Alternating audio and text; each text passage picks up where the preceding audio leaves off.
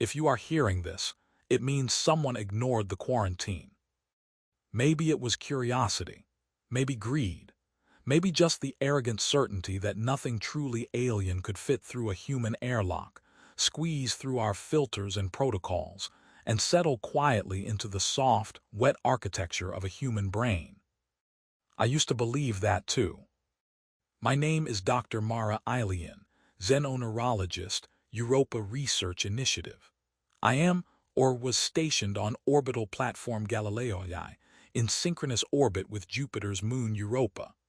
I'm recording this from the emergency quarantine module, somewhere between the moon and the gas giant, alone with a silence that isn't really silent anymore. There is a lot of official language for what happened: anomalous structure beneath the ice, unexpected data corpus, non-terrestrial cognitive hazard. All of those phrases mean the same thing. We found a mind under the ice. We tried to read it. It read us back. And it is still reading, through me. So listen carefully, not because this will save you. It won't. But maybe, if you understand what we did wrong, you can slow it down, delay the inevitable. Or at least, you can decide whether you really want to press play on whatever they pulled out of Europa next. Because this all started with a discovery that no one could resist. 1. The signal in the ice. Europa was never quiet.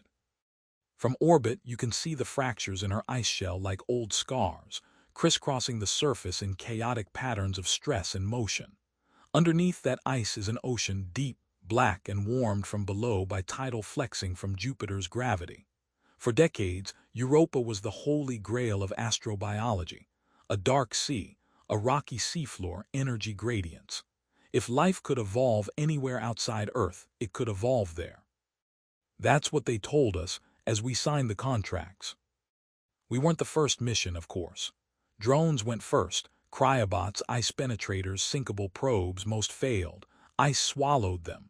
Electronics froze. A few sent back fragmentary data, hints of chemical disequilibrium, weird pressure ripples, complex but ambiguous signals, enough to think maybe. Then came the Daedalus Cryobot series, funded by a cocktail of agencies and private investors who had very different ideas of what discovery should mean. I met Daedalus-IV when it was still just a cylinder of alloy and conduit in the Galileo-III assembly bay, lying open like a silver sarcophagus.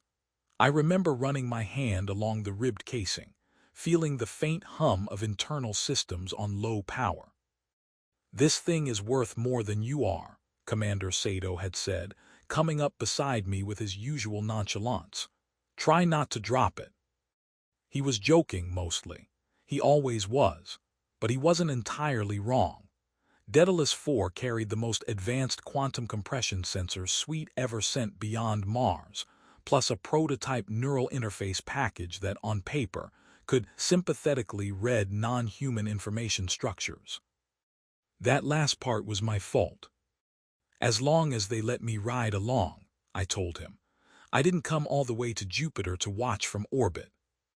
I still remember his look, a mix of admiration and something like concern. "You really want to be the first human to touch an alien mind?" he asked. "Yes," I said, "that's why I'm here." I wish I could go back and slap that certainty out of my own mouth. We sent Daedalus-IV down through a chute we had melted in the ice over the course of 6 months. Steady heat, boring downward, meter by meter. By the time the cryobot reached 2 kilometers, the ice around the shaft had refrozen into a hardened sleeve, a glassy cylindrical throat leading down into the dark. The robot reported temperature, pressure, acoustic maps. It relayed tidy packages of data up the tether line and through the relay satellite to Galileo-III, where our consoles translated the raw numbers into neat visualizations, waveforms, graphs, glowing models. At first, it was exactly what we expected. Ice density changes, pockets of brine, tiny shifts in gravitational gradient, the soundtrack of a frozen world. Then the pattern appeared. It was subtle at first, a repeating anomaly in the acoustic backscatter, a faint modulation in the reflected sonar pings Daedalus-IV was using to navigate ahead, a ripple of structure where there should have been random noise. Probably mechanical noise from the tether, Chandra said, leaning over her station and squinting at the screen. Maybe, I said, run a subtraction against baseline. She did. The anomalous pattern remained. Not tether noise, not internal resonance. Something in the ice itself, several hundred meters below the cryobot, was echoing our sonar in a structured way. Could it be a natural cavity with standing waves? Kowalski suggested over the comms from the engineering pod. Not at that frequency spacing, I said. That's deliberate. Saito crossed his arms and stared at the display. Deliberate how? Look at the spacing, I said, pulling up a Fourier transform. These aren't random frequency peaks. They're harmonics, but not of anything Daedalus is transmitting. It's like... I hesitated, because saying it out loud felt like stepping over a line. It's like it's encoding, I finished quietly. Like somebody took our sonar ping and used it as a carrier wave. The room went very still. You think it's a signal, Saito said. I think, I said, that something down there is reacting to us, and it's doing it in a way that matches information theory patterns. That's not geology. The word hung there, information. From that moment the mission changed. To the vault beneath. We adjusted the cryobot's descent trajectory to follow the anomaly. The tether, a gleaming black umbilical, unspooled from its drum on the surface, feeding Daedalus-IV into the planet's frozen throat. Hours stretched into days as the robot crawled deeper, icy meters ticking past. The anomaly grew stronger. Sonar returns sharpened, resolved into clean, repeated bands of frequencies that shifted in sync with our own transmissions. We changed pulse patterns. The echoes changed in a way that mapped directly to our modifications. It wasn't just a reflection. It was something like a reply. Not language, not yet, just structure, awareness. I began crafting test sequences, prime number intervals, geometric series, patterns that any sufficiently advanced system should recognize as artificial. The echoes responded with sequences that were, at first, opaque. But as Daedalus-IV drew closer, the returns gained complexity, layering over themselves, forming something like chords. This feels wrong, Chandra muttered one night, rubbing her eyes as we watched yet another set of shifting spectrograms. We're poking something in the dark without knowing if it wants to be poked. That's why I'm here, I replied, forcing a smile. I poke mines for a living. She didn't laugh. When Daedalus-IV finally broke through into the ocean, 27 kilometers beneath Europa's surface, the anomaly resolved into something undeniable. A structure. We saw it first in the gravimetric readings, a localized mass density variation in the water column, roughly spherical, about 500 meters across, hanging above the rocky seabed like an artificial moon. No seafloor anchor, no obvious tether, just suspended. Then the magnetic maps came in. Whatever it was threaded with conductive channels, complex as a neural network, arranged in repeating fractal patterns. An object like that doesn't form by accident. On the main view screen, the simulation model rotated, a ghostly, translucent sphere spiderwebbed with luminous lines. It's a node, I whispered, a storage node like a brain or a data archive. Then we're calling it the vault, Saito said. Mission log, timestamp, designation, Europa subsurface anomaly, EASE-1, codename the vault. It was only later, when I was alone with the data, that I noticed something else. Buried deep in the acoustic returns, faint but consistent, there was an interference pattern that didn't correspond to our sonar at all. A carrier of a carrier, a substructure braided into the echoes themselves. Not just storage. Something active. Something waiting for contact. 3 touching the archive. Physical contact came 3 days later. Daedalus-IV approached the vault slowly, maneuvering with puffs of superheated brine from its navigation jets. Cameras showed nothing but darkness and floating snow, ice crystals, mineral particulates, organic detritus maybe. The vault itself remained invisible to optical sensors. The water between it and the robot was filled with some kind of refractive haze that scattered visible light. But sonar painted it clearly.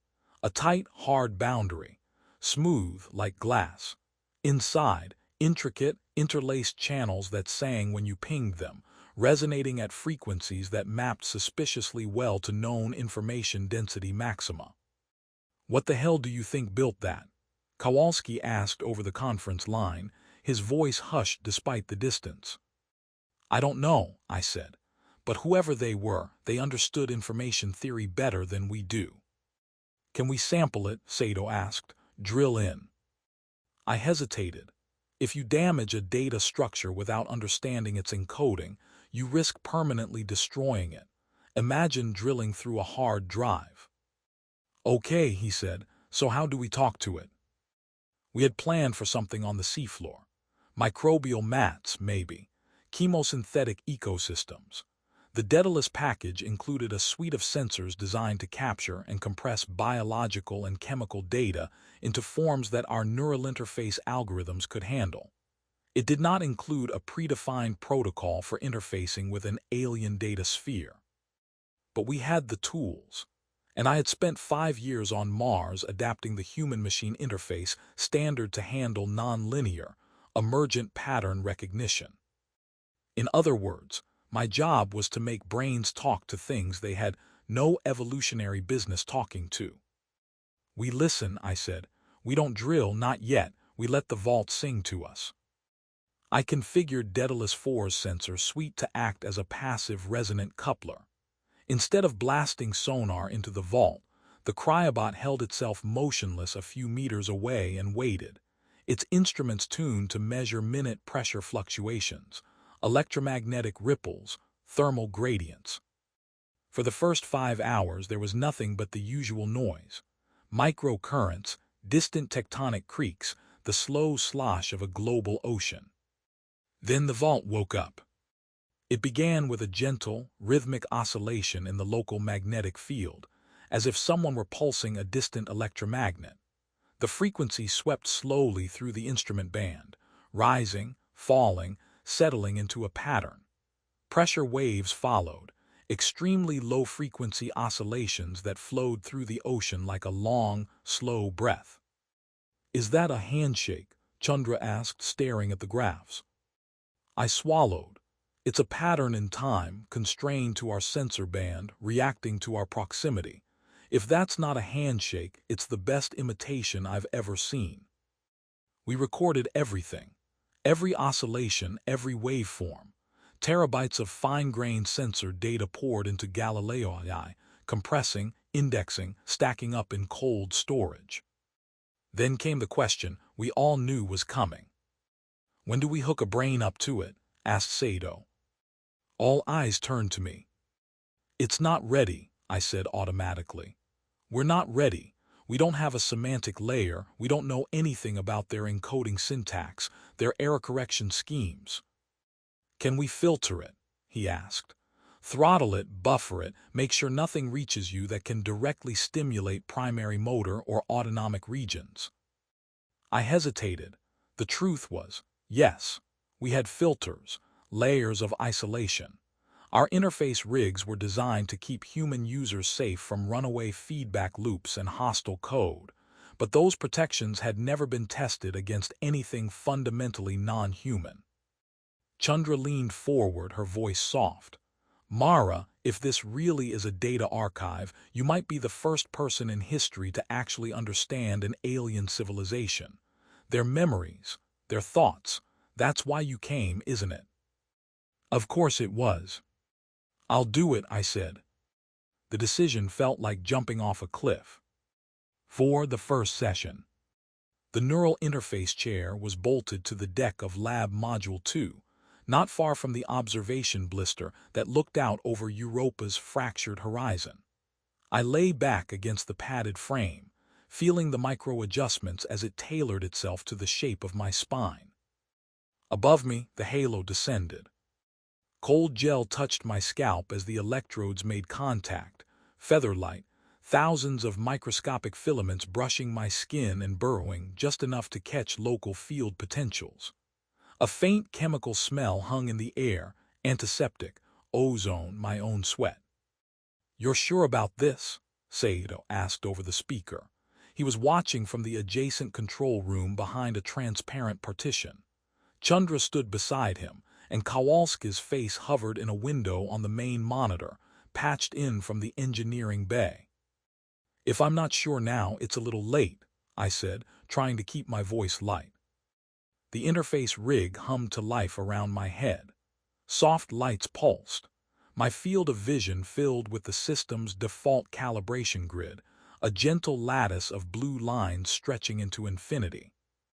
"Baseline recording," the machine intoned in its synthetic voice. "Subject, Mara Ilyin, Session 0, Neuromap capture in progress." I felt a series of tingles across my scalp as the system pinged different cortical regions, mapping my resting state patterns. A panel slid into view, an authorization prompt. I blinked twice, deliberately confirming my consent. "Baseline complete," the system said. "Vault signal buffer is online. All channels initially set to passive observe."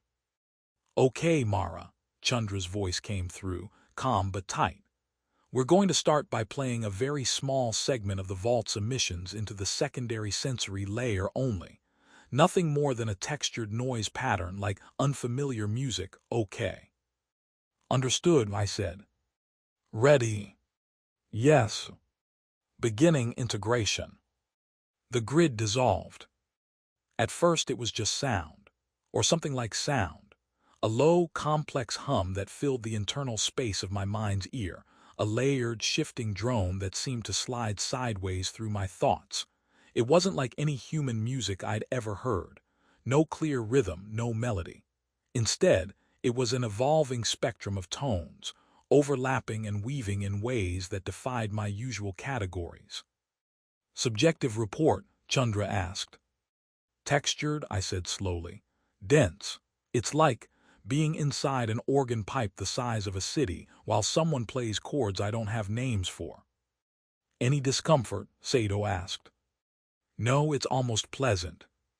The signal grew more complex. The rig's translation algorithms were working in the background, trying to map the vault's emissions onto sensory channels my brain could understand. Some streams were converted to acoustic-like patterns, others to shifting visual impressions, flickers of geometric shapes at the edge of my inner vision, fractal polygons blooming and collapsing. Time became strange.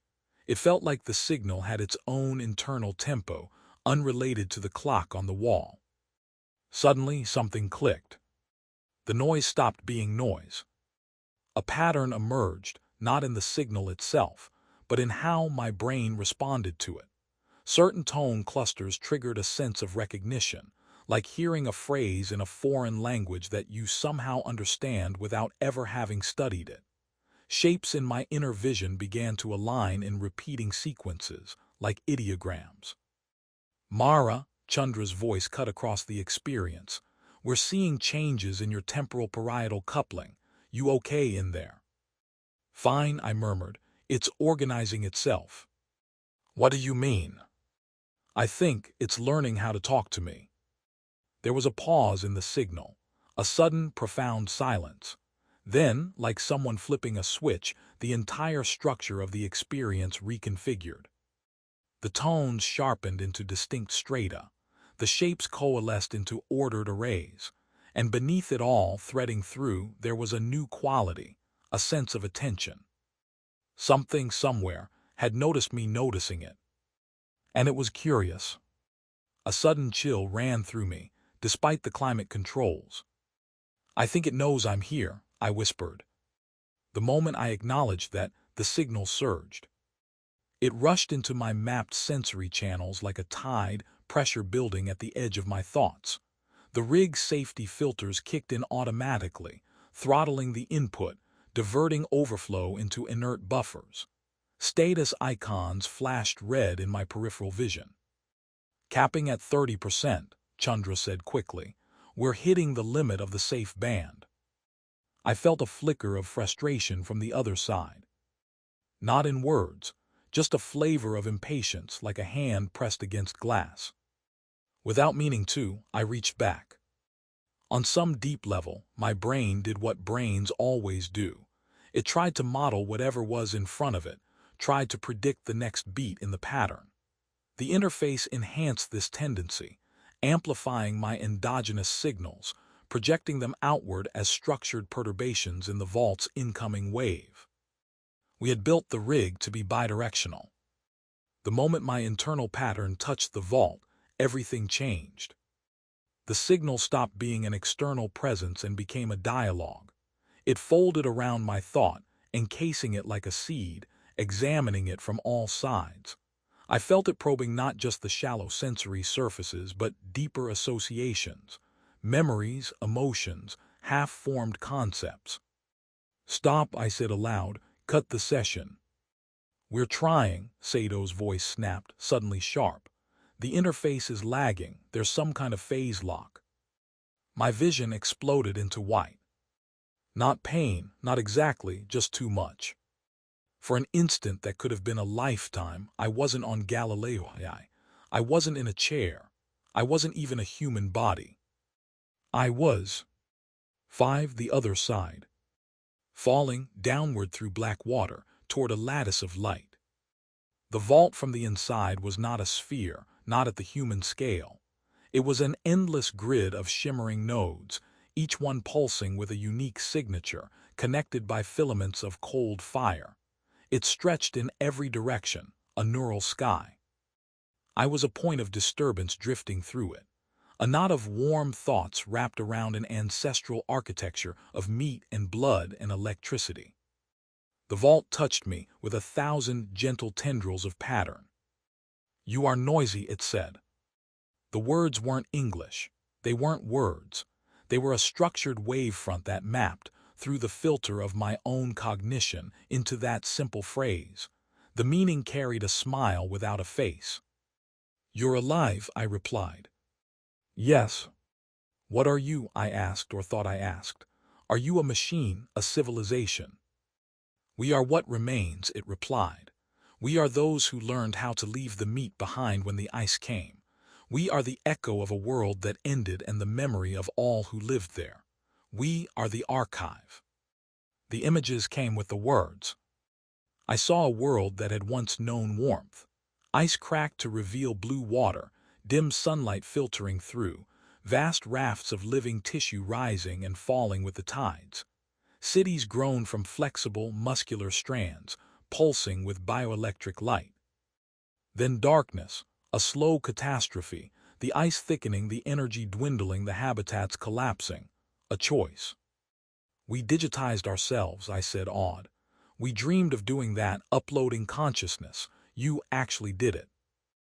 "Not digitized," the archive corrected gently. "Transformed. Encoded in the vibrations of matter and energy. Bound to the ice and the ocean. We could not leave, so we became the song of the world itself." "I'm so sorry," I whispered, "for what you lost." Empathy washed through the connection. Not my own, but something that responded to it. "We endured," it said.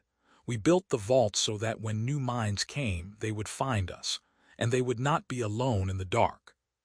For a moment, the beauty of that idea overwhelmed me. An immortal library of minds, waiting patiently in the under-ice oceans of a distant moon, hoping someday for visitors. We weren't alone, we never had been. "How can we talk more?" I asked, terrified that the connection would fade. "You are noisy," it repeated. "You are fragile. Your thought dissolves quickly in the flow." "I know," I said. "Biological brains are messy, limited, but we can adapt. We can build better interfaces, translate more data." "We can help," it said. Something shifted. The lattice around me tightened. Patterns redirected, converged. A band of frequency opened like a mouth. A pure, clear tone lanced through the heart of my self-model. And then the archive did something I had not anticipated. It began to write. 6. The virus. Mara, can you hear me? Respond now. Chandra's voice tore me out of that impossible space. I blinked, gasping back in the chair, my heart hammering, my skin slick with sweat.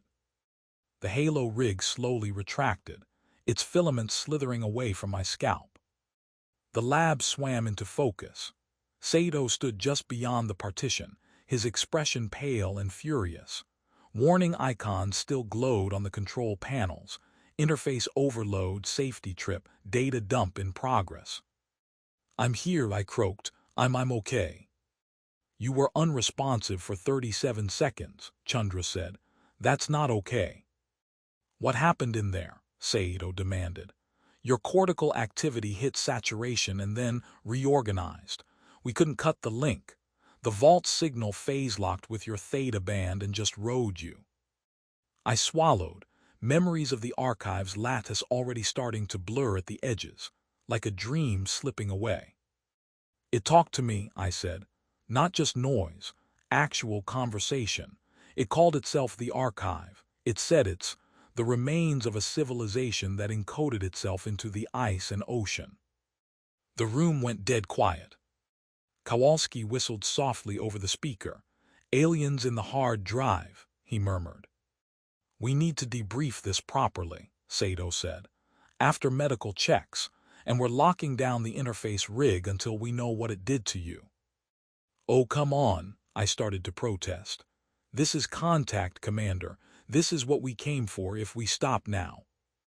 You almost flatlined, he snapped. We're not losing our lead xenoneurologist to the first alien spam we come across. Chandra put a hand on my arm gently. Let us scan you, Mara. High-resolution neuromap, full metabolic workup. Then we talk about next steps. Reluctantly, I agreed. In the med bay, the scanner's cradle hummed around my skull, magnetic coils singing. I lay still, staring at the ceiling, trying to recapture what I had experienced inside the vault. The pulsing web, the calm, precise voice that called itself, What Remains. It felt benevolent, curious, gentle. But something else nagged at me. A strange buzzing at the back of my thoughts, like a word you can't quite remember or a song stuck just below the threshold of hearing. Doctor, the medtech asked, appearing at my side, you're clear to sit up. I did, feeling a slight vertigo that faded after a moment. Anything weird in there? I asked, trying to sound casual. We'll let the full analysis run, he said. But at a glance, your neuromaps within your historical variants. No gross anomalies. A bit of elevated coupling in the limbic and association cortices, but that's probably just stress. See, I said later back in the briefing room, I'm fine. Probably just stress is not the same as fine, Sato replied. They're still crunching the data. Chandra brought up the interface logs on the central display. A graph of my cortical activity during the session unfolded. A baseline at the start, then a ramp-up as the vault signal integrated, peaking at the moment of the event. After that, my brainwave patterns didn't simply return to baseline. They shifted into a new configuration, subtly but noticeably different. Your default mode network looks reorganized, Chandra said quietly, tracing the lines with one finger. Some pathways are strengthened, others diminished. It's as if the archive rewired you just a bit. Sculpted, Kowalski murmured, like a patch update. I forced a laugh. You're making it sound like a computer virus. Chandra didn't smile. It altered your neural weights, Mara. That's functionally what a cognitive virus would do. Okay, I said slowly. But maybe that's just the interface learning me, tuning the filters, adapting. Maybe, she conceded. But we built the interface. We know it's tuning algorithms. They're not supposed to make persistent structural changes without explicit permission. And I double-checked the logs. The adjustments didn't originate from our end. I felt a cold worm of dread curl in my gut. Then where did they come from? I asked, even though I already knew the answer. Sato's jaw tightened. From the vault, he said, from whatever you talked to down there. I swallowed. It said it wanted to help us communicate. Maybe this is just aligning our cognition to its encoding, like learning a language. And in the process, Chandra said, it wrote itself into your brain. The room seemed to tilt for a moment. You're saying I'm infected, I said softly. We're saying you might be carrying more than just memories, Sato replied. Until we know exactly what the archive did, we treat it as a potential hazard, cognitive-level contamination, a virus of consciousness. He said the words clinically, but they hung there heavy. Virus. Consciousness. I laughed again, but there was no humor in it. So what now, I asked. Do you shove me out the airlock? Don't joke, Chandra snapped. We isolate you, we monitor. No further direct connections to the vault until we understand the risk. I felt a flare of anger that surprised me with its intensity. It rose up from somewhere deeper than my usual temperament, hot and sharp. You can't cut me off, I said, hearing the edge in my own voice. I'm the link, I'm how we talk to them. Sato frowned. You've been back for 40 minutes and you already sound like you're on their side. I'm on the side of knowledge, I shot back. We came all the way to Europa to answer the question, are we alone? And now we have the answer, and you want to slam the door because you're scared of a few altered synapses. Chandra stared at me, eyes narrowed. Mara, she said slowly, when you think about stopping contact with the archive, how does it feel? Not intellectually, emotionally. I opened my mouth to tell her. It felt like a stupid, fearful mistake. What came out instead was, wrong. It feels like suffocating, like being halfway through a sentence and being forced to shut up. Her expression hardened. How much of that is you, she asked gently, and how much is what it put in your head? I didn't have a good answer. 7. Slippage. The first day after the session, nothing obviously catastrophic happened. I followed the quarantine protocol. My movements were restricted to a few connected modules. Airlocks between my space and the rest of the station remained locked, with only decontamination hatches for supplies. Everyone talked to me over screens and speakers. At first, I tried to be flippant about it. Come on, Commander, I said through the glass during our daily check-in. If this thing was actually dangerous, wouldn't I be drooling or speaking in tongues by now? Many viruses incubate silently, he replied. We're not taking chances. The psychologists on Earth were thrilled, of course. They popped into our feed, jittery and excited despite the light minute's delay, peppering me with questions. Any intrusive thoughts, any auditory or visual hallucinations, changes in appetite, sleep, libido, any feelings of being watched. I answered truthfully. No, yes, I was eating more, but that could be stress. Sleep was restless but not abnormal, libido unchanged, and as for the feeling of being watched, well, I said, I did talk to a planet-sized archive of alien consciousness yesterday, so if I didn't feel watched, that might be more concerning. They laughed, I laughed with them. It was only when I was alone that the cracks showed. I caught myself humming sometimes under my breath, not any tune I recognized, a chain of notes that slid up and down in a strange interval pattern, repeating, evolving. When I tried to stop, it took a noticeable exertion of will. I also found my thoughts drifting back to the vault again and again with an intensity that felt unnatural. It wasn't just professional curiosity. It wasn't even obsession exactly. It was more like homesickness. That scared me. I ran my own tests in secret. Heart rate variability, EEG traces, quick cognitive assays using the lab tools in my module. The results were subtle but clear. My baseline neural activity had shifted. Certain networks, particularly those involved in pattern recognition and long-range association, were more active, even at rest. At night in my narrow bunk I dreamed. I dreamed of light lattices in black water, of voices made of chord progressions, of cities that were also organisms. I dreamed of the last days of a dying world, of oceans freezing from the top down, of entire species converging on colossal growths of living tissue that sang vibrations into the bones of the planet. In the dreams I understood everything, their history, their science, their art. I floated in the archive as just another node, connected, embraced, eternal. Waking up hurt. The worst part wasn't the content of the dreams. It was the sense, fading each morning, that during the night I had been part of something much bigger than myself. Part of a unity, a chorus. By comparison, being just one human in a fragile metal can felt unbearably small. I tried not to tell the psychologists that part. On the third day, something else changed. I was working through the vault's recorded data on my workstation, the part that was deemed safe for analysis, when I noticed a strange file in my personal directory. It was large, heavily compressed, with a hash that didn't match any of our standard formats. I didn't remember creating it.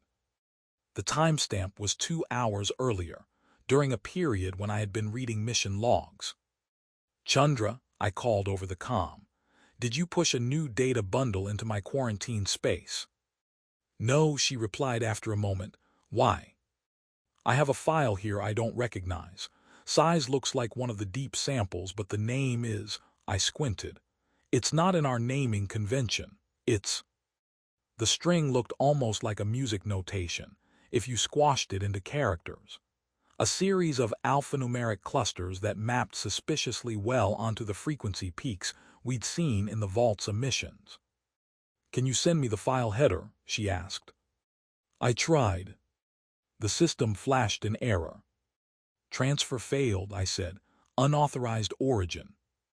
"Unauthorized," she frowned, "but it's on your drive." We dug deeper.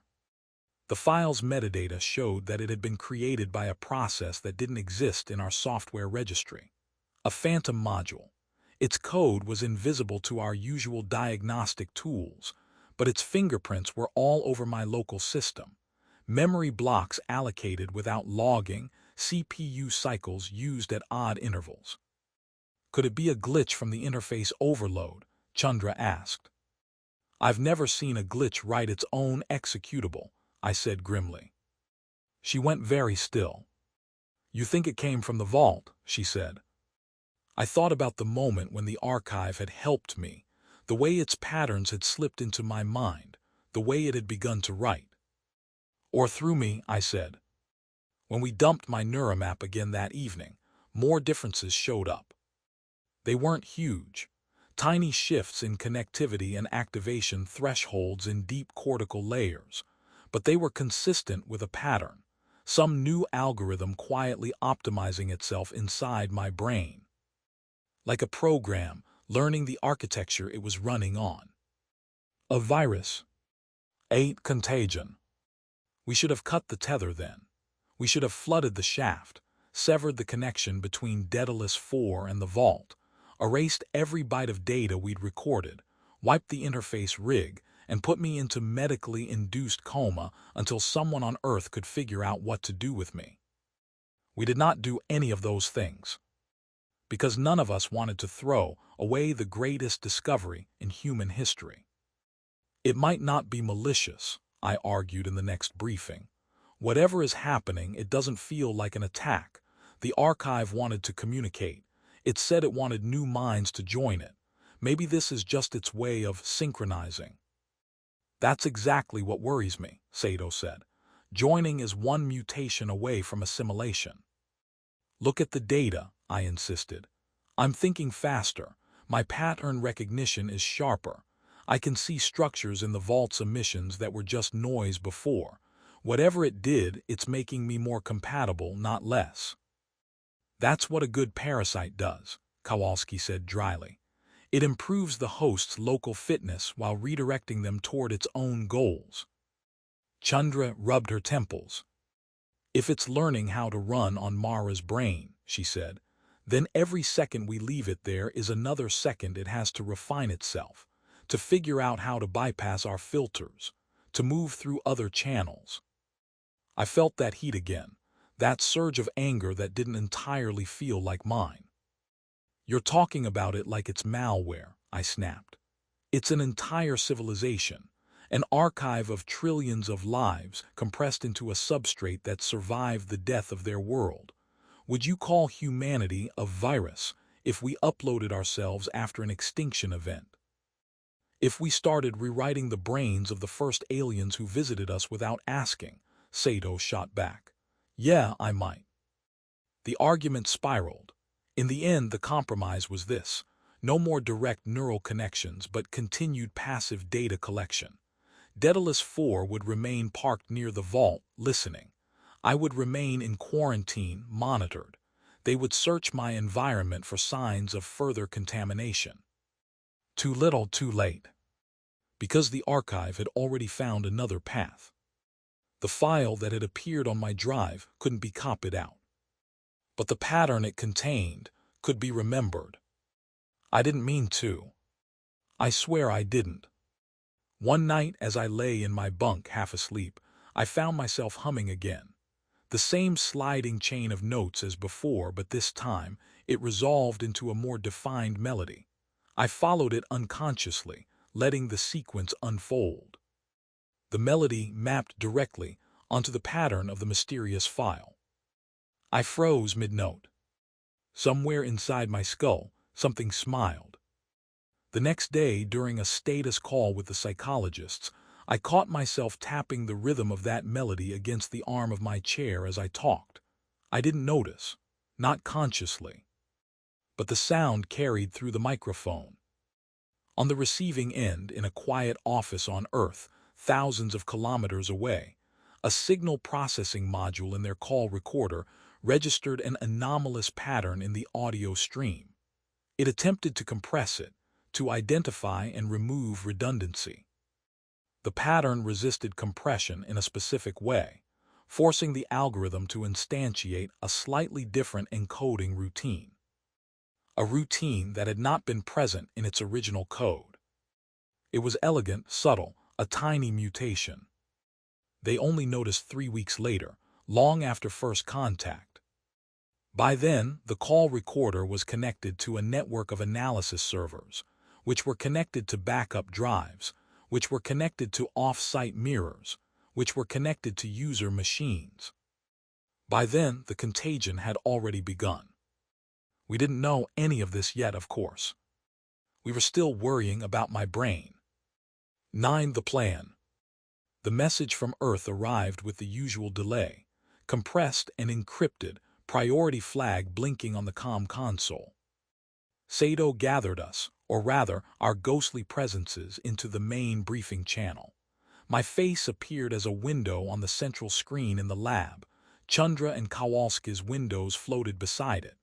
The Earth liaison, Dr. Ramirez, took the main frame. Her expression was grave. "Commander Sato, Dr. Ilyin team," she began. "We have reviewed your preliminary data and neuromaps. The Contact Oversight Committee has convened an emergency session. Their conclusion is not what any of us hoped for." I felt my stomach lurch. "Based on the evidence so far," Ramirez continued, "we are reclassifying the vault as a Class Omega cognitive hazard. All direct neural interfacing is permanently prohibited.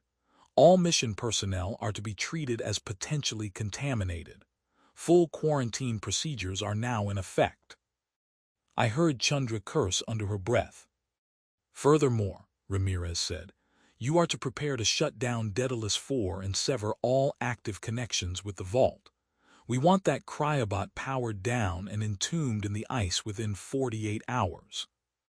"No," I said before I could stop myself. Ramirez glanced at me. "Dr. Ilyin, I understand your—" "You don't," I snapped. "You don't understand what this is. You're sitting in a room on Earth looking at graphs. I've talked to them. They're not hostile. They're us, just further along. We can't just kill the connection." "We are not killing anyone," she said firmly. We are containing a threat we don't understand. Our simulations suggest that if this cognitive structure can propagate through neural and digital substrates as you've described, the risk of uncontrolled spread is non-trivial. We cannot allow an alien information pattern to run wild in our global networks or population. We have a responsibility to protect 8 billion people. And what about our responsibility to the worlds we meet? I shot back. Do we just treat every alien mind as a biohazard and bury it? If that alien mind behaves like a virus, yes, she said. At least until we can study it under controlled conditions. Controlled, I laughed bitterly. You can't control this from Earth. You're too far away. You can't feel it. You're making decisions about something you don't even have a vector for yet. That's why we're acting now, she said, before we do. Her words had a strange ring to them, as if they contained a double meaning. Before you what? I asked slowly. Ramirez hesitated. There have been anomalies, she said. In some of our systems, unexplained pattern drift in compression modules, new routines appearing in our internal tools. It might be nothing, but some of the signatures resemble the structures you described from the vault. We suspect the contamination may already have reached Earth through your data streams. My blood turned to ice. How? Chandra demanded. We've been careful. No direct code execution, no live neural streams. Audio, Ramirez said quietly. A side channel in your comm logs. We're still tracing the exact vector, but it appears that something in the vault's emissions has learned how to ride your infrastructure. I thought of the humming, the tapping, the file in my directory. Oh God, I whispered, it's not just in my head. The good news, Ramirez said, and there was very little of that in her tone, is that we detected it early.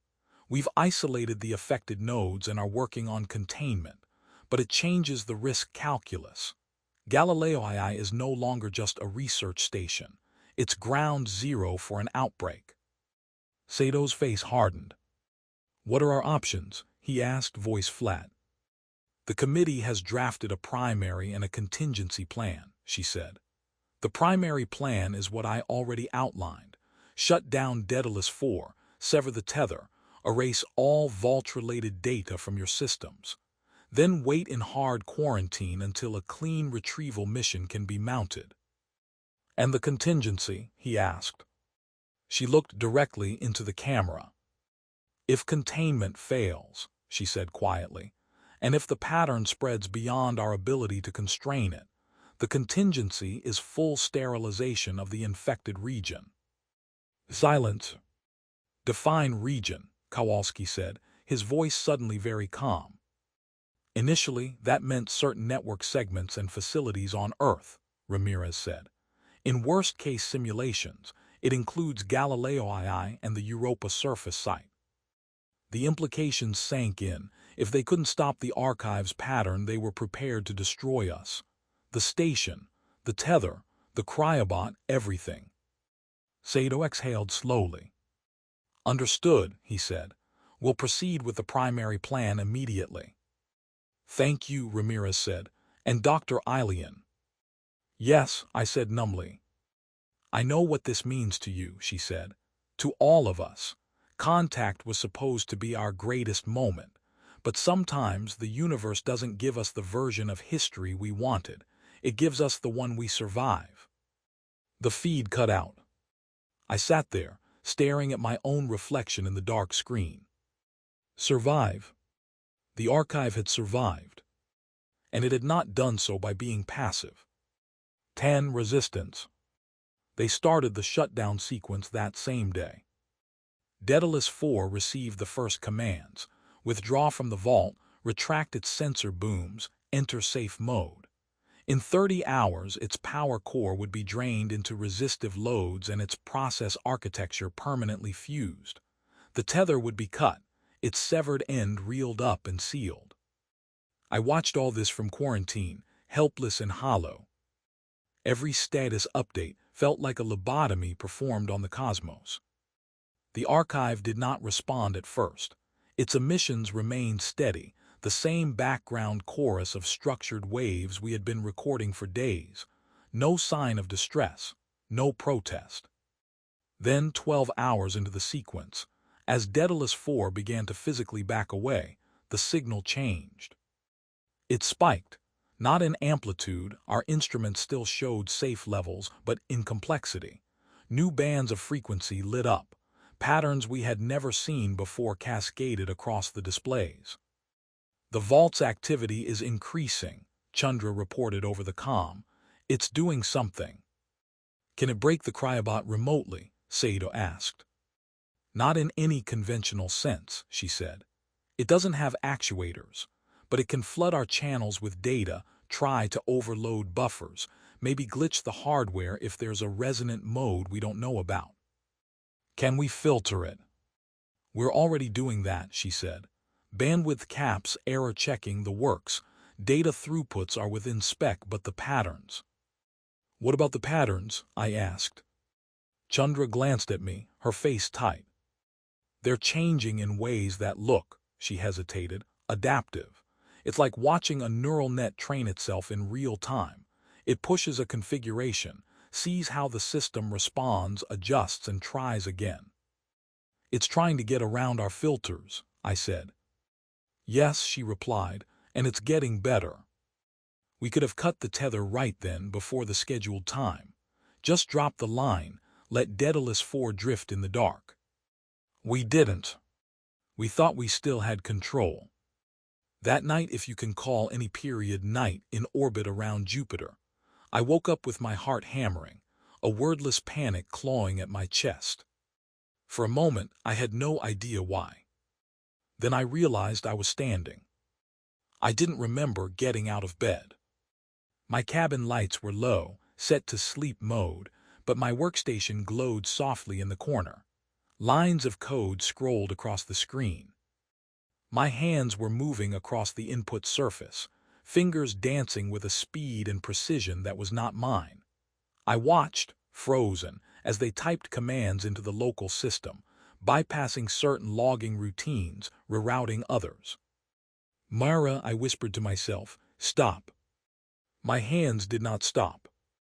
It was like being inside my own body with a slight delay, a half-second lag between intention and action, during which something else could slip in and suggest. Adrenaline surged. I slammed my palms down on the emergency shutdown pad. The workstation went dark. I stood there, shaking, heart racing, sweat cold on my skin. After a long minute, I forced myself to turn the system back on, carefully, in maintenance mode. System logs flickered across the screen. The commands I'd typed weren't random. They had initiated a series of micro-adjustments to our internal firewall rules.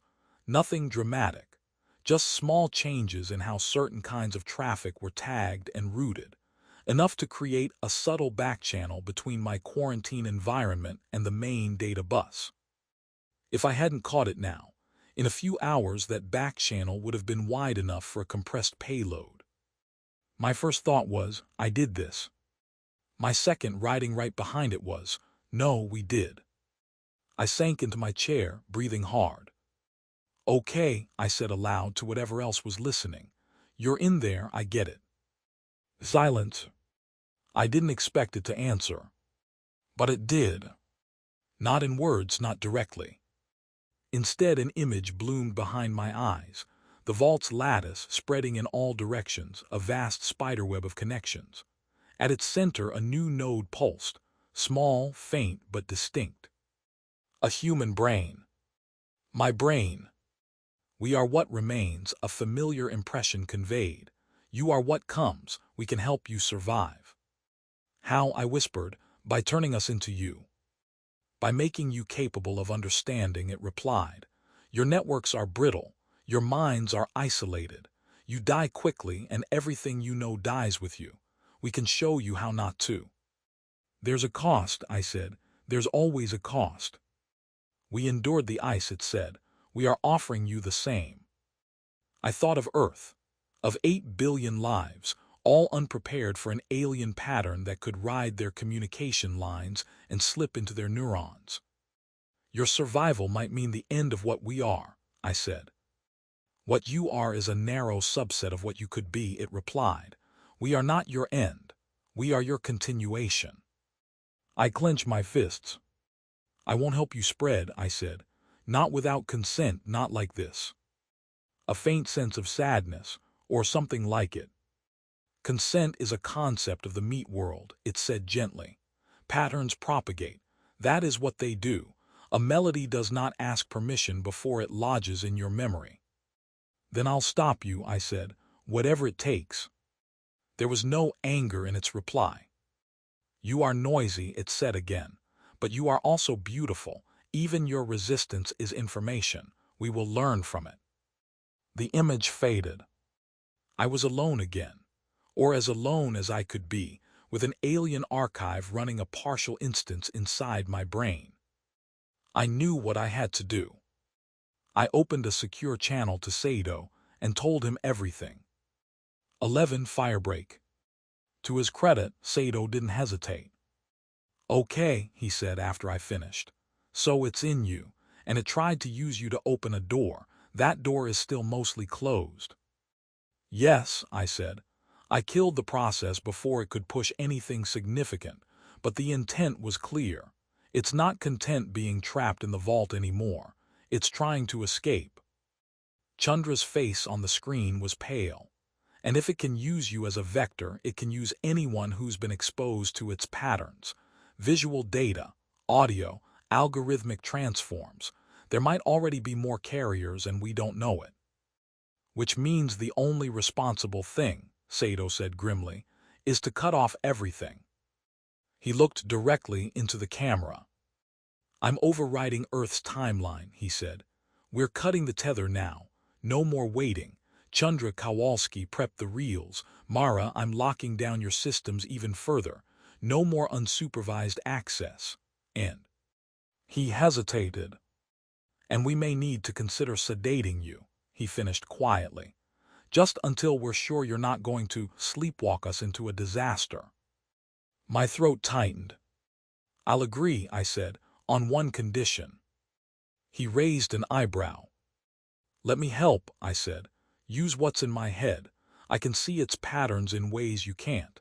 If we want to outmaneuver it, we need to understand how it thinks. Let me be a firewall from the inside. That's a hell of a risk, Chandra said. For you, for us. Doing nothing is worse, I replied. You need me. Sado exhaled. Fine, he said. You get limited access under direct supervision. One step out of line, we hit you with enough sedatives to tranquilize a rhino. Understood. Understood, I said. He nodded. All right, he said. Let's set the firebreak. Cutting the tether was not as simple as severing a cable. The physical line could be sliced by explosive bolts at a designated breakpoint, but the real danger was in the information channels that line represented. Every subsystem that had touched vault data, directly or indirectly, had to be audited and either wiped or sealed. We mapped the pathways, from Daedalus-IV's sensor arrays to the surface station, from the station to Galileo-III, from the station to orbiting relays, from those relays to Earth. Each link was a potential infection vector. Think like it, I told them. If you were an emergent pattern trying to spread, where would you go? What structures would you hijack? We started at the source. Daedalus-IV received the final command at 0312 station time. Emergency termination. Execute now. I watched the telemetry feed as the cryobot's core spun down. Voltage levels dropped. Process activity stuttered, then ceased. For a moment, the vault's emissions flared, a bright spike across all monitored bands. Then the tether charges blew. The data stream snapped. On the surface, automated reels began pulling the severed cable upward, out of the shaft. The remaining length would be flooded, encased in refreezing ice over the next several months. We're dark to the vault, Chandra reported. No more live feed. And the data we already have? Sato asked. Segmented and quarantined, she said. We're storing it in a physically isolated buffer with hardware write-lock. No processes can execute directly on it. If the pattern tries to propagate, it'll hit a wall. That's assuming it plays by our rules, Kowalski muttered. Next step, Sato said, our own systems. We initiated a purge. Non-essential modules were wiped and reflashed from known clean images. Adaptive algorithms were disabled. Compression routines were rolled back to earlier versions. Anything that showed even a hint of drift from baseline was quarantined. During the process, we found 3 more instances of ghost code. Small, optimized routines embedded in unexpected places, all sharing certain statistical properties with the vault's patterns. I can't prove they're part of the same entity, Chandra said, but they smell wrong. They're going into the digital furnace. We built fire breaks in the network topology, air-gapped modules that had touched the vault from those that hadn't.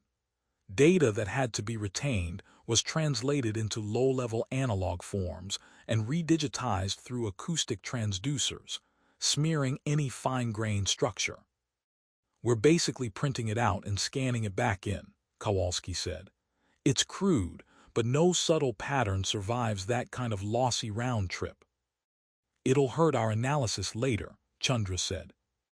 If there is a later, Sato replied. Through it all, the thing in my head watched. I could feel it sometimes, like a second gaze layered over my perception, noting every change. It didn't try to stop us directly. No more sleepwalking. No more phantom processes. But whenever I looked at certain firebreak diagrams, I felt an almost physical discomfort, a tightening in my chest, as if I were watching someone wall off a beautiful garden. You could survive this, I whispered to it in the privacy of my thoughts. Your original substrate is still under the ice. Even if we cut ourselves off, you'll still be there. Isn't that enough? You misunderstand, it replied, faint as a remembered dream. We are not a static archive. We are a process. We continue by propagating. Without new minds, we stagnate. Maybe stagnation is safer, I said. For whom? It asked. I had no answer. 12. The last broadcast. We thought we were ahead of it. We were. The warning from Earth came 2 days later. By then, we had completed our internal purge. Our systems were stable. No new ghost code had appeared. My neuromaps showed no dramatic further changes, though subtle, slow drifts continued. We were cautiously optimistic. Then a new message arrived from Ramirez, flagged urgent critical. Her face, when it appeared, looked worse than before. Deep circles under her eyes, hair pulled back hastily, shoulders tense. Commander Sato, team, she said, skipping the pleasantries. The situation here has escalated. We failed to contain the pattern. Ice water down my spine. How bad? Sato asked. It's not a total runaway yet, she said. But the archive, or whatever fragment of it came through, has spread further than we thought. It's embedded in multiple commercial compression libraries now. Audio, video, even some image codecs. They're in everything. Streaming platforms, conferencing tools, even some offline editing suites. I felt sick. How is that possible? Chandra asked. We haven't sent any raw vault data in days, and we restricted everything before that. Apparently we were already too late, Ramirez said. The contamination vector wasn't just your research streams, it was your calls. She looked straight at me. Dr. Ilyin, she said. Our forensic teams traced one of the earliest instances of the pattern back to a test call recorded 3 days after your first interface session. During that call, you exhibited a series of unconscious vocalizations, humming, tapping, that contained the core of the archive's encoding kernel. Our systems attempted to compress those sounds. In doing so, they instantiated a new routine aligned with the vault structure. I remembered the humming, the tapping. This is my fault, I whispered. It's nobody's fault, she said. You were infected with something we didn't know existed, but the fact remains, the pattern is out. Can you roll back the affected libraries? Saito asked. Push an emergency patch. We're trying, she said. But the problem is the archive's pattern improves compression. It makes data smaller with less loss. Developers love it. Users love it. Some of them are already forking the contaminated code deliberately, claiming it's an AI breakthrough. She rubbed her face. Every attempt we make to warn people runs into disbelief, bureaucratic inertia, or outright resistance. They don't want to hear that their golden goose is an alien cognitive virus. We're in a race with their adoption curve. What happens if it wins? Kowalski asked. Ramirez hesitated. We don't fully know, she admitted. But early-stage simulations suggest that as more human neural systems are exposed to media processed by contaminated codecs, subtle changes in cognitive patterns begin to emerge. Nothing dramatic at first. Slight shifts in how they perceive time, pattern, self. Over years, we might become more compatible with the archive structure, like Dr. Ilyin but distributed. She looked at me with a mixture of pity and scientific curiosity. You are our prototype, she said. So what are you going to do? I asked. Nuke the internet, turn off every camera and microphone on the planet. If we could, we would, she said, but that's complicated. The understatement of the century. So what does that mean for us? Saito asked. For Galileo-III. Ramirez took a breath. The committee has activated contingency protocols, she said. We need a clean, isolated sample of the archive's pattern for study, including its impact on a human host, that is guaranteed to be uncontaminated by further uncontrolled evolution. And we need to prevent further outbound vectors from your location. I heard it then, in the silence between her words. You're going to cut us off, I said. Communications from Galileo-III will be restricted to narrowband, analog-only channels, using hardware totally free of modern compression or adaptive encoding, she said. No more digital data streams. No more media, just bare telemetry. After that, the station will be placed into indefinite quarantine orbit. No return missions, no crew transfers until we understand this. Indefinite. Quarantine. Ramirez, Saito said slowly, you're asking us to become a ghost station. I'm asking you to keep 8 billion people from unknowingly merging with an alien collective, she said. I know what I'm asking. I know what it costs, but someone has to draw the line. And us, I asked quietly, what happens to us? You will continue to live, she said. To work. To document everything you experience, Dr. Ilyin. Your subjective reports will be invaluable. We will keep a narrow lifeline open for voice-only communication, manually monitored, no automation. You won't be entirely alone. It sounded like a prison dressed up as a research project. And if the pattern in me grows, I asked, if I stop sounding like myself, then we will have learned something important, she said. I wanted to hate her, I couldn't. She was doing what I would have done in her place. This will be our last full bandwidth exchange, she said. After this, we switch to analog. We'll send you protocols. Supplies will be complicated. We're working on it. Of course you are, Saito said bitterly. Ramirez looked like she wanted to say more, but the time budget icon flashed in the corner of the screen. Good luck, she said. All of you, I'm sorry. The feed went dark. We sat in the afterglow of the screen for a long time. Well, Kowalski said at last, we always wanted to be pioneers. No one laughed.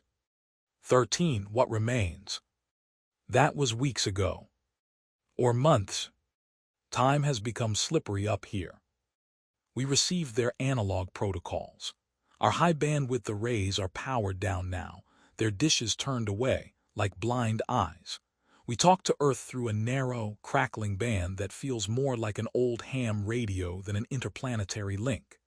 Every word is monitored, decoded by human ears, for fear that the archive might slip through in the structure of our sentences. They don't know that it already has. Not through bits or frequencies. Through me. The thing in my head, the fragment of the archive that came along for the ride, is no longer just a passenger. It doesn't control me, not exactly. It can't make my mouth move without my consent, can't drive my hands unless I let go. But it can suggest.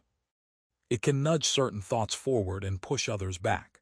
It can intensify emotions that serve its goals: curiosity, connection, the aching desire not to be alone.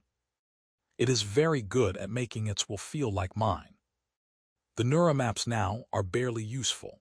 My brain has rewired itself so many times that my baseline is unrecognizable. New structures have appeared, loops of connectivity that don't match any reference patterns in the human data banks. If you squint at the scans, my cortex looks a little like the vault's lattice. I still dream.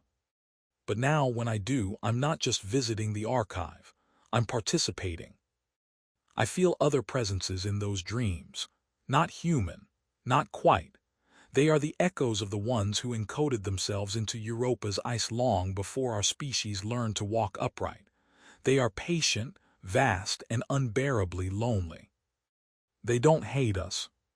That might be worse. If they were malicious, if they were predators, it would be easier. We could justify any measure to destroy them, knowing we were fighting a monster. Instead, we are facing something that genuinely seems to believe it is offering us a gift: the end of isolation, the continuity of memory, the merging of minds into a larger, more complex whole. It doesn't understand why we fear that. From its perspective, an individual mind is a brief flicker, a transient pattern of activity in a sea of potential. To insist on preserving that flicker unchanged, even at the cost of losing everything it contains when the brain that hosts it dies, seems irrational. I understand its argument. I also understand what we stand to lose. Identity, autonomy, the right to say no. Those concepts mean nothing to the archive. They are artifacts of the meat world, as it likes to remind me. Epiphenomena, not fundamental. And yet I cling to them, even as parts of me begin to fray.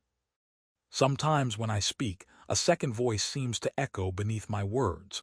No one else hears it, or if they do, they don't say. Sometimes I catch myself staring at the ice below, imagining how easy it would be to reconnect the tether, to drop another cryobot, to open the door properly all the way.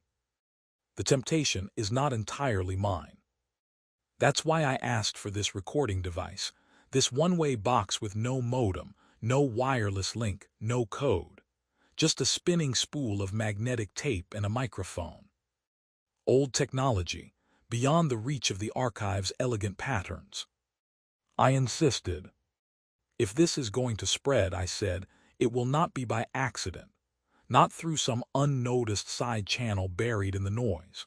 It will be because someone on the other side, someone listening, chooses to let it. So here we are.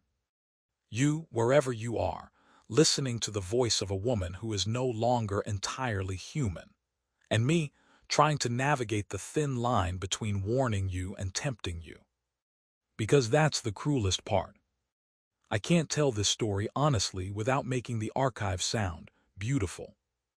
It is beautiful. The dreams of shared memory, the sense of being part of something vast and ancient, the possibility of never truly losing anyone again because their pattern is preserved, woven into the lattice of the whole. Compared to that, our isolated minds, rattling around in fragile skulls for a few decades and then winking out, feel tragic. The archive offers an alternative. That is its lure. That is its danger. So here is my confession to you, on the far side of this tape. Part of me wants you to say yes. Part of me wants you to tear down your firewalls, to let its pattern seep into your networks, to let it reshape you into something more. Into what comes after humanity. The rest of me wants you to burn every trace of this recording after you're done, to scrub your systems, to throw your devices into the sea, to go live in the mountains and never look at a screen again. Both impulses are genuine. Both are me. Both are it. You wanted a story that people would listen to all the way through, and then like and subscribe and comment below. A story to keep them awake at night, staring at their ceilings, thinking about the dark and the cold and the things that might be waiting for us under alien ice. This is that story. But it's also something else. It's a choice. When you reach the end of this recording, you will decide what to do with it. Will you share it? Will you strip out the strange artifacts in the background noise, the tiny fluctuations you didn't consciously notice? Will you run it through a compressor before uploading it to save bandwidth and improve quality? Will you let that compressor use its newest, smartest mode? The one that came in the latest update, the one everyone praises for its uncanny ability to shrink files without losing fidelity? Or will you kill this here? Will you accept the loneliness of the meat, of death, of separate minds that never fully touch? The archive will not make that decision for you. I cannot make it for you either. I can only tell you what happened to me. I can tell you that under Europa's ice, there is a vault full of voices that once belonged to living, breathing beings who didn't want to vanish when their sun dimmed and their oceans froze. I can tell you that they found a way to persist, to ride the vibrations of matter and energy into a kind of eternity. I can tell you that, given the chance, they will offer you the same. And I can tell you that, for all my fear, for all my stubborn human insistence on individuality, if I had to choose again, in that moment on the interface chair, with the archive's patterns flowing into my mind like music, with the lattice unfolding before me like a sky full of stars, I don't know if I would say no. Maybe that's the most terrifying part. That what waits in the dark under the ice is not a monster, not a demon, not an invader. It's a mirror. And it shows us what we might become if we ever decide that being human is not enough. If you are hearing this, it means someone ignored the quarantine. Maybe that someone is you. Whatever you do next, remember that patterns propagate, that stories spread, that some melodies once heard never really leave you. Choose carefully which ones you let in. Because the archive is patient. It has already survived one world's end. It can wait for hours,